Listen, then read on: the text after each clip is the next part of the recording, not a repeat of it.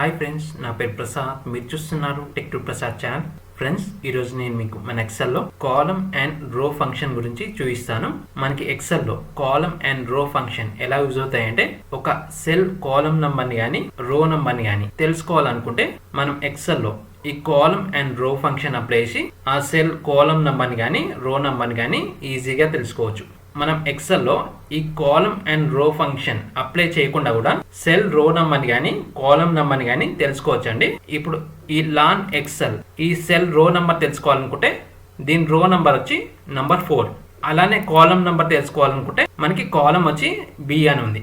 మనకి columns headings వచ్చి alphabets లో ఉన్నాయి, కానీ కాలమ్స్ కి నంబర్స్ కూడా ఉంటాయి. ఇప్పుడు మనం ఈ సెల్ కాలం నంబర్ తెలుసుకోవాలనుకుంటే ఎక్సెల్లో కాలం ఫంక్షన్ అప్లై చేసి ఈ సెల్ కాలం నంబర్ అనేది తెలుసుకోవచ్చు. అలానే రో నంబర్ తెలుసుకోవాలనుకుంటే రో ఫంక్షన్ అప్లై చేసి తెలుసుకోవచ్చు.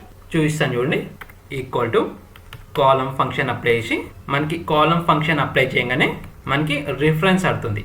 రిఫరెన్స్ ఏంటంటే, మనం ఇప్పుడు ఏ సెల్ కాలం నంబర్ తెలుసుకోవాలనుకుంటామో ఆ సెల్ రిఫరెన్స్ అనేది ఇక్కడ మెన్షన్ చేయాలి.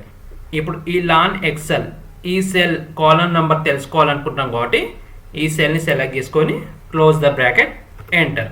చూడండి, ఈ లాన్ ఎక్సెల్ సెల్ కాలం నంబర్ వచ్చి నంబర్ 2, ఈ బి కాలం వచ్చి నంబర్ 2 అని చూపిస్తుంది.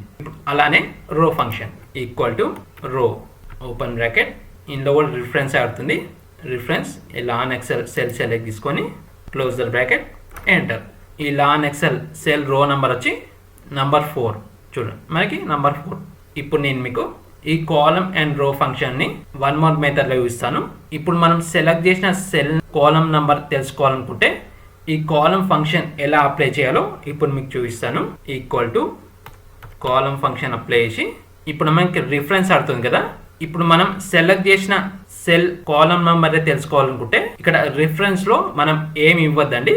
ఏమి ఇవ్వకుండానే బ్రాకెట్ అనేది క్లోజ్ చేయాలి. క్లోజ్ చేసి ఎంటర్. చూడండి, ఇప్పుడు మనం సెలెక్ట్ చేసిన సెల్ కాలం నెంబర్ వచ్చి 4, డి కాలం వచ్చి నంబర్ 4.